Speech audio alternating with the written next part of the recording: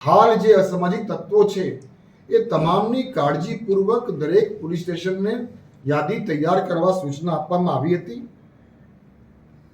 અને આ 100 કલાકની ટાર્ગેટ જે પોલીસ સ્ટેશનોને આપવામાં આવી એ ટાર્ગેટને ધ્યાનમાં રાખીને 100 કલાકની અંદર ગુજરાત રાજ્યના અત્યાર સુધી જ્યારે વાત કરીએ છીએ ત્યારે લેટેસ્ટ ફિગરમાં 8,374 એવા અસામાજિક તત્વોને પોલીસ સ્ટેશનો દ્વારા આઈડેન્ટિફાઈ કરવામાં આવે છે.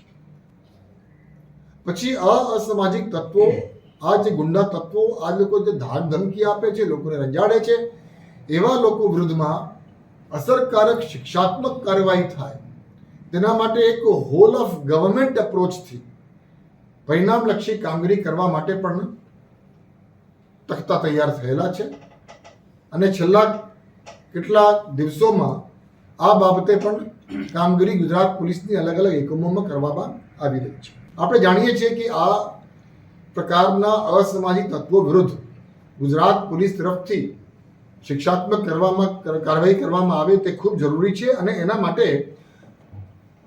ગુજરાત સરકારની અલગ અલગ સંસ્થાઓ સાથે, અલગ અલગ ઓર્ગેનાઇઝેશન સાથે પણ સંકલન ખૂબ જરૂરી છે.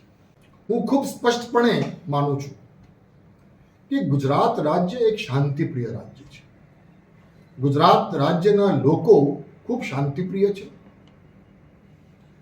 એટલે આ શાંતિપ્રિય લોકોની સલામતી અને સુરક્ષા ને આવા 3,000, 8,000, 9,000 જેવા અસામાજિક તત્વો એની સલામતી અને સુરક્ષાને જોખમાય એ આપણે ક્યારેય પણ ચલાવી લઈએ નહીં.